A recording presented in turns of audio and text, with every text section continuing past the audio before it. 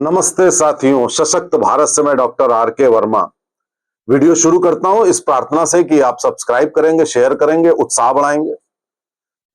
आप खबर सुन रहे होंगे, तिरुपति आंध्र प्रदेश में प्रसाद में गाय, सुअर व मछली की चर्बी के अंश पाए गए। ऐसा वहां के मुख्यमंत्री चंद्रबाबू नायडू ने कहा। अभी एक कमेटी भी बनाई गई और सुप्रीम कोर्ट में भी यह मामला गया।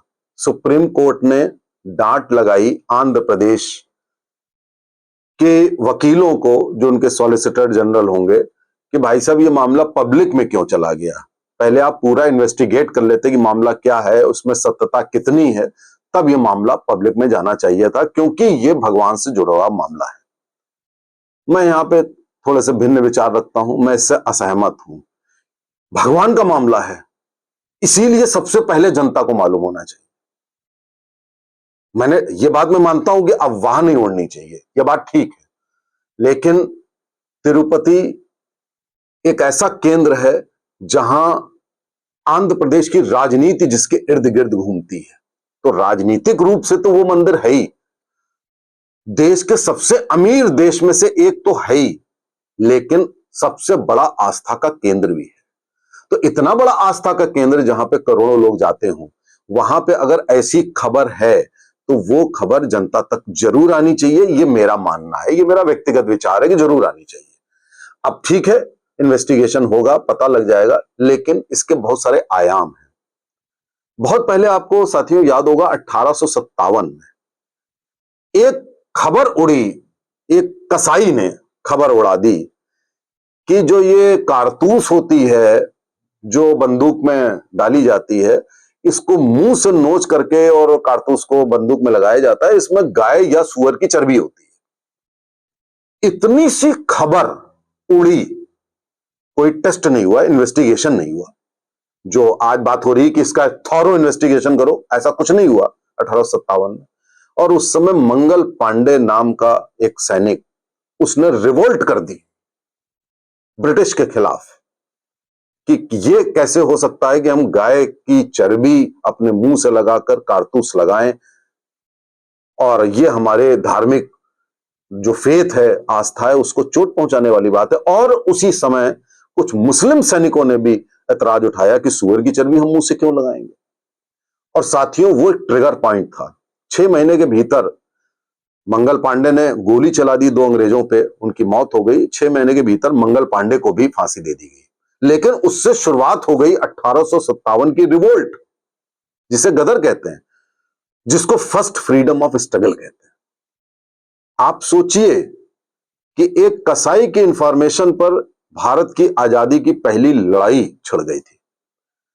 उससे कहीं बड़ी बात है कि तिरुपति के प्रसाद में जो लड्डू भगवान पर चढ़ाए जाते हैं, इंसान मुंह पे नहीं लगा रहा है। इंसान लगा सकता है, इंसान मीट खाता है, इंसान बहुत सारी चीजें खाता है, अशुद्ध चीजें खाता है, इंसान अपने मुंह में लगा सकता है।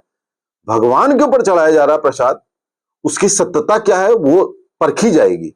लेकिन उस खबर पर कुछ लोगों की ऐसी भौवें तनी हुई है जैसे कि ये इनसिग्निफिकेंट चीज है, और आप में से ज्यादातर लोग उसको अशुद्धि या मिलावट से मिलाकर देख रहे हैं।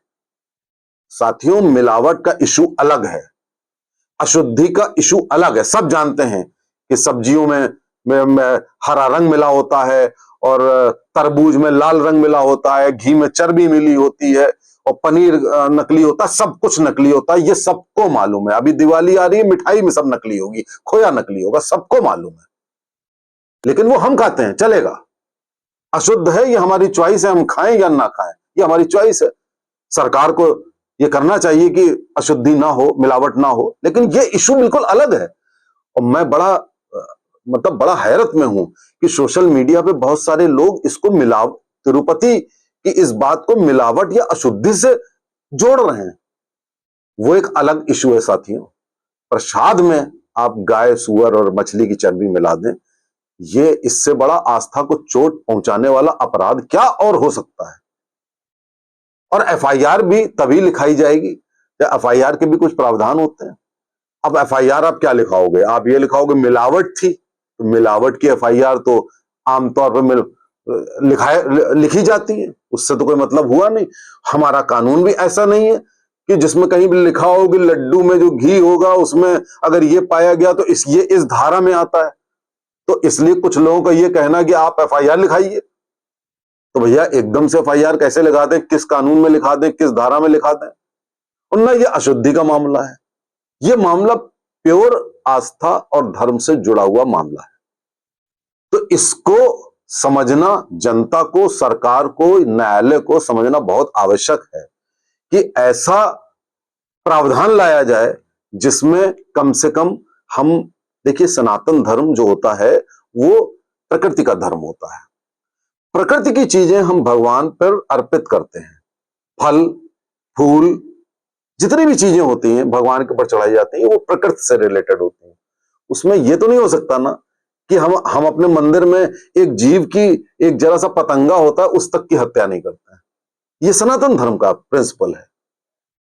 ये दूसरे धर्मों की तरह नहीं है कि दूसरे धर्मों के धर्म स्थलों पर मीट की दुकानें होती हैं, ये वो नहीं है। सनातन धर्म डिफरेंट है।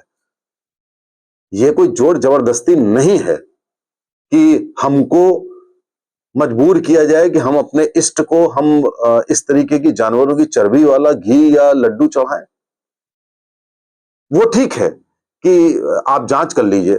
दूसरा, मुझे तिरुपति कमेटी से ये बोलना है कि जिस तरह जगन मोहन रेड्डी पे आरोप लग रहे हैं कि आप जब मुख्यमंत्री थे तो आपने पूरी जो वहां की ट्रस्ट की कमेटी बदल दी थी, अपने चाचा मामा किसी को चेयरमैन बना दिया था, वहां पे शायद 40 एडिशनल मेंबर आपने कर दिए थे। और तिरुपति जो मंदिर है वो 5,000 करोड़ और कोई भी उसकी इंडस्ट्री 500 करोड़ से कम की तो है ही नहीं। तो जो लोग वहां पर मेंबर होंगे तो ये सोचकर ही तो बढ़ाया गया होगा कि वो भी कुछ खाएंगे। तो ये आप अगर इस तरह कमेटी पे मेंबर बढ़ाएंगे वहां पैसा खाने के लिए, भ्रष्टाचार करने के लिए, और घी का कॉन्ट्रैक्ट किसी मिडिलमैन को देंगे। पहले तो नंदनी घी को दिया जाता था जो शुद्ध देते थे और तब कोई शिकायत भी नहीं थी, और ये शिकायत अगर आ रही है तो इसमें जरूर कुछ ना कुछ धांधली हुई है, मिडिलमैन को दिया गया है ये ठेका। सबसे पहला पॉइंट भारत सरकार के लिए ये होना चाहिए कि जो भारत में मंदिरों का जो कब्जा है वो जो भारत सरकार को दे दिया गया है, जो नेहरू की कारस्तानी थी, इससे कब आप आजादी दिलाओगे? क्यों होना चाहिए वहां पे सरकारी लोग? क्यों होने चाहिए? सरकार क्यों पैसा ले और उस पैसे को दूसरे धर्म के उत्थान के लिए, हज की सब्सिडी देने के लिए पैसा मंदिरों का इस्तेमाल हो? आप बताइए कि तिरुपति का जो पैसा है वो तिरुपति के अंदर कितने धार्मिक कार्यों में इस्तेमाल होता है? आप बताइए। क्या वेदों की शिक्षा के लिए, स्कूलों के लिए नए नए निर्माण कार्य हुए? बड़े बड़े साल में कितने हजार करोड़ इस्तेमाल होते हैं तिरुपति में इन कार्यों में। मानवता के कार्य, धार्मिक कार्य, इसमें कुछ नहीं होता है साथियों।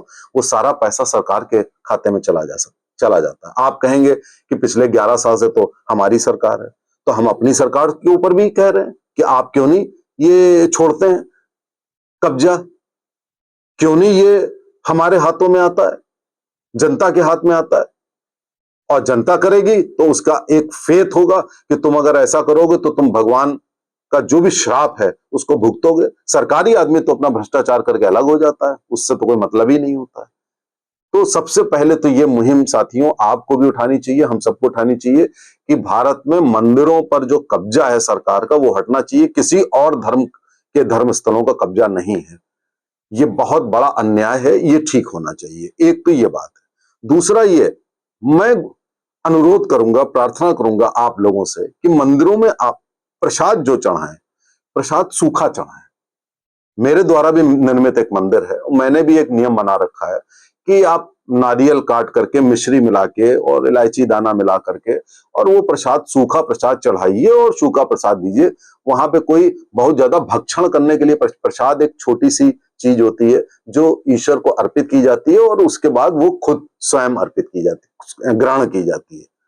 तो उसमें कोई जरूरी नहीं है कि आप 500 करोड़, 1000 करोड़ की इंडस्ट्री बना के लड्डू बनाएं और वो अर्पित करें, कोई जरूरी नहीं है। आप बाहर भंडारा खोल सकते हैं जनता के लिए। जनता को अशुद्ध खिलाने में मेरा कोई ऐतराज नहीं है, वो सरकार का काम है। अशुद्धि मिलावट दूर करना सरकार का काम है। भगवान पे मेरा सख्त आपत्ति है, मेरी ही नहीं 100 करोड़ लोगों की आपत्ति होनी चाहिए कि भगवान को हम अशुद्ध होता तो फिर भी एक दफे को ठीक होता, हम गाय सुअर मछली की चर्बी नहीं खिला देंगे, वो हम अर्पित नहीं कर देंगे। तो आप मंदिरों में सूखा प्रसाद जिस दिन चढ़ाने लगे उस दिन साथियों मिलावटखोरों के भी होश ठिकाने लग जाएंगे, उनको भी ये लगेगा कि ऐसा लोगों में जागरूकता आ रही है। तो इसलिए मेरा अनुरोध है कि इस कांड के कई पहलू हैं, सरकार के, तिरुपति कमेटी के और हमारे आपके, कि हमें मंदिरों में कैसा आचरण करना है। नमस्ते, जय हिंद, जय भारत।